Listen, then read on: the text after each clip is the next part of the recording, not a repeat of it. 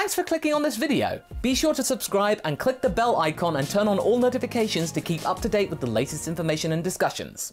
As Douglas MacArthur once said, age wrinkles the body, quitting wrinkles the soul.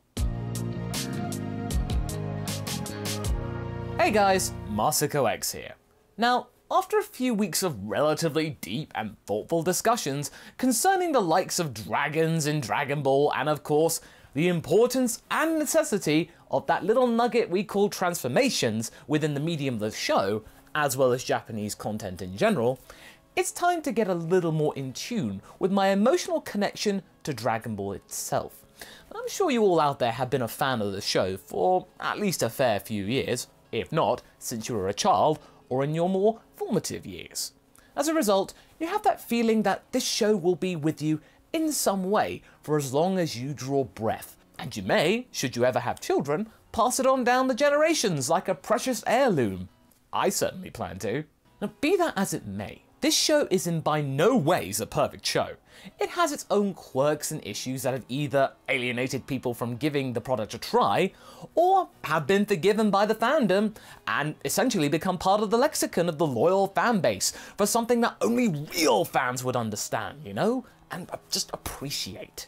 Take Yamcha for example. As much as we see him to be a bumbling failure in Dragon Ball Z, we have to remember that in his prime, he was a pretty important part of the group, with a lot of endearing qualities. This rings true even to this day, with the vast majority of people cheering him on whenever they can. He's our Yamcha, dang it! And let's not forget episode 70 of Super, which will now go down in history for being the baseball episode. It's times like those that really make me love the community that's been fostered around this franchise. But there have certainly been times which, throughout my nearly 20 years of being a fan of this show, those moments made me have second thoughts. So today, I thought it might be nice to take a trip down memory lane and figure out why these 5 events that I've implied in the title of this very video almost made me get off the Dragon Ball hype train and either pursue another show or give up anime altogether. Now, when I began watching Dragon Ball Z, Dragon Ball wasn't a thing prior to Z in the UK around the year 2000, anime was truly a niche market. You think it's niche these days? Oh no no no. Why, back in my day, nobody knew what it was outside of maybe 1 or 2 friends from school. I was so embarrassed to utter that I watched the likes of DBZ and Sailor Moon that I referred to the latter as Nauta Luna under my breath. And yes, I studied Latin in grade school, and yes, I had a posh upbringing. What can I do about it? Granted, most of these are from when I was younger, but they still carry a lot of clout. And even though I wouldn't have the same sentiments these days, you know, I still made decisions back then, and they could have been vastly different to what I did now. So, here we go. Number 1, the fake Namek saga. Oh, I'm pretty sure that this is a common one for you guys. There is no fake Namek though, Masako. You keep saying that. Well, yes, it's true. But then again, it's also not true.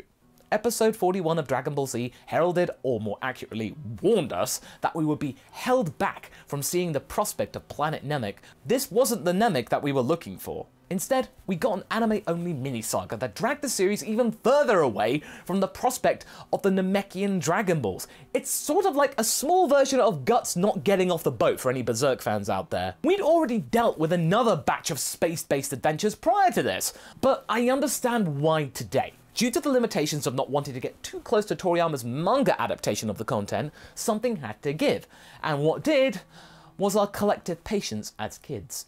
All this essentially was a saga that, if you're relatively new to the franchise or can't quite remember the initial ire that this arc conveyed at the time, think of Naruto filler, or for more modern Dragon Ball Super fans or examples, the Potofu mini-arc, only slightly longer. And granted, the Potofu arc isn't technically filler, since the manga at the time hadn't caught up to that moment, but you could consider it filler these days, seeing as I don't believe that the manga's covered it. I need to catch up with it. Regardless, when I was just 13 years old, I was growing so bored about this part of the arc, and what capped this off, I had no idea that this was filler. I thought it was part of the show proper. And then again, I had no idea manga was even a thing back then. Oh my giddy aunt, I was so uncultured back then. Forgive me, internet! I simply got bored of this, and it got so bad, I stopped watching episodes and only checked in when my friend at school who was watching it said they were then on Namek for real.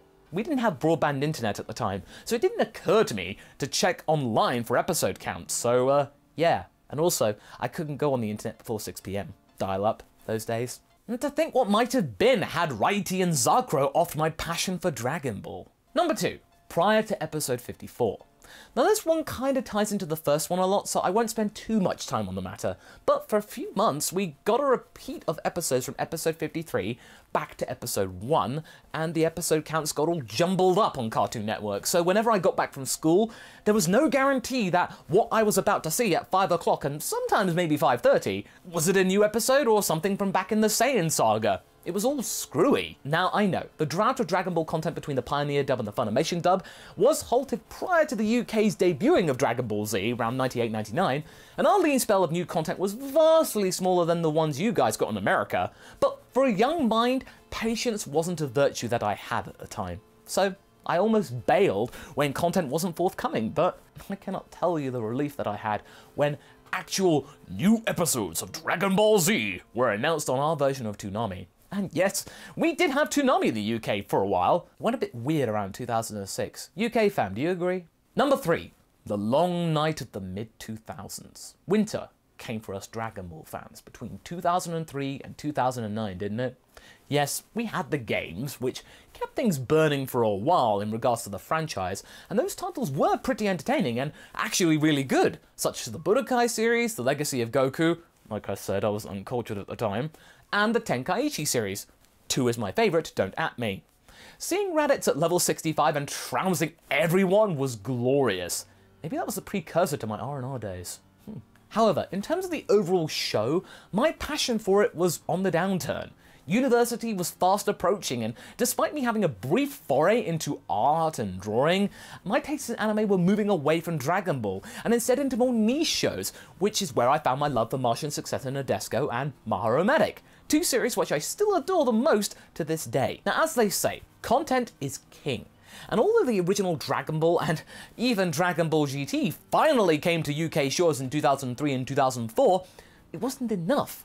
And it seriously didn't help that, despite the fact that we did have Cartoon Network at home, I had to share it with my dad and brother, which usually saw me be relegated to seriously limited viewing opportunities. So, even though the internet did foster my love for the show, things got sort of stale. And I bet that you can relate to this too somewhat.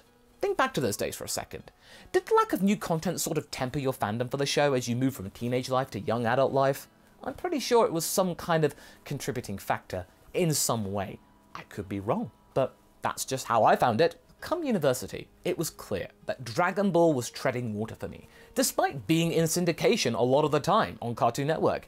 Yes, I did go back and watch some of the older episodes again, and some of the old stuff, the Boo Saga, something like that, but it was all just the same thing. And in the UK, we had this weird phenomena where the dub cast would change every 20 episodes or so, going from the Funimation dub to the Blue Ocean dub, and then back to Funimation again at random. It was very confusing. I really need to ask someone who was in charge about that. It just really mystified me. So when I started abridging Naruto with Vegeta 3986 in 2006, Dragon Ball was kinda not a thing in my life. I didn't own any merchandise, nor did I have any of the games or DVDs or VHS tapes in my own possession. The games belonged to my brother. And it was a very barren time, until DBZA rocked up. Yes, Dragon Ball Z Abridged was the thing that brought me back into the fold of DBZ and the franchise in general. 2008 was a good year. All of my abridging chums had gotten together. Lanny, Vegeta, and our other friend Rissa had been priorly collaborating on the abridged movies of DBZ, of course, but we all galvanized our love for this show, and together we made what is still being made to this day, a parody of the series in general. And I hope that it's something that you all love. Team 4-Star. But even at the start, it wasn't a guarantee that I would continue to love the show, as I'm about to explain. Number 4. Dragon Ball Evolution came out. Yes, I know, it's a low-hanging fruit, but it's still something that happened, so there you go. Dragon Ball Evolution. When we first heard that this movie was going to be a thing in 2007, our hopes were mixed. Hollywood's relationship with anime movies were not great, and they're still kinda not great, with the closest success being Disney distributing Ghibli movies, which sort of doesn't count because that's just straight up animated features from Japan. It's just Disney just sticking a label on it and then releasing it in the US and the UK or wherever. We're talking about live action adaptations. And in my video where I talk about the movie in more detail, the movie, I say, is doomed from the start, with executives keen to assume that all kids want straight up action, and that newfangled Twilight would really appeal to the young adult demographic too. Marketing! And do you want to know the kicker about all this, which made me really despise this movie? Akira Toriyama, the creator of the show and one of the movie's executive producers, was straight up ignored. You can tell, can't you? And all of this information was something I found at the time, with the internet being much more capable of fostering emotions and opinions for such things.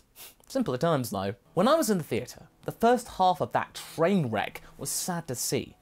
It did pick up in the second half, with Justin Chadwick trying his best and James Masters Piccolo being somewhat tolerable, but the overall product was weak. And all of this down to the executives not fully understanding the license that they had, despite having the rights to it for ages. The only reason they made that movie was to keep the rights. And even the writer of the screenplay came out and apologized years later. And yes, it was all bad news bears. It made me straight up ashamed of the franchise. And despite being in Dragon Ball Z Abridged as the main character, my passion for the show took a serious knock. How could we, as Dragon Ball fans, be taken seriously again? Had it not been for Dragon Ball Kai coming out a few months later, who knows what might have happened to the fandom? And the last one, number 5, when Team 4 Star's channel went down in 2009. And if you guys remember a couple of years ago, the Team 4 Star channel went down, but came back again in about 15 hours or so, all thanks to hundreds of thousands of people vocalizing their displeasure to YouTube, and for that, we are eternally grateful. It was a true sign of support, and something that caught us all off guard. It just happened one morning. But that wasn't the first time our channel went down entirely. Back in 2009, shortly after we wrapped up the first season of DBZA, the Saiyan Saga, our first 10 episodes, the channel got taken down without warning. This being 2009 YouTube, this was essentially the final nail in the coffin. There was no realistic chance of coming back. We had no partner managers, no MCNs to help us like we do nowadays. We just were sort of at a crossroads. What do we do? All the claims and strikes by Toei had taken their toll back when we were in our early 20s and we had no experience of, running a business or stuff like that. And yes, this is a little more personal than the other points that I've made, but it matters a lot. And the fact that the company that had made one of our favorite shows was showing aggression sort of towards us didn't our vibe for it. We were genuinely ready to quit, seeing as we had no idea how to remedy this. And also, this sense of rejection from the showmakers soured my relationship with Dragon Ball a lot. And despite us going to our first convention a few months later, Youmacon 2009, that sentiment took a long time to shift. Even now, it's a little stinged from those early days of Team 4 Star. I really wish that they would go away and that our relationship with Toei could genuinely be a thing, and we could work together to make the franchise more powerful, the fans working with Toei, and making the whole Dragon Ball thing truly fan-driven and loving their community. The past decade, though, has made me realize something. I'm in too deep. Dragon Ball is going to be something that will be with me until I leave this mortal coil and meet King Yemma. I played a character that has international significance. Yes, albeit in a parody-like capacity. Nothing official, mind. The official actors are way more important than I am. But it's something that you don't forget. So all that remains to be said is just thank you, everyone. So what do you guys think? What were the situations that made you almost quit Dragon Ball? Or have you been a steadfast fan your entire time with the show? Leave a comment below and let's get this discussion going. And I shall see you in the next video. Catch you later!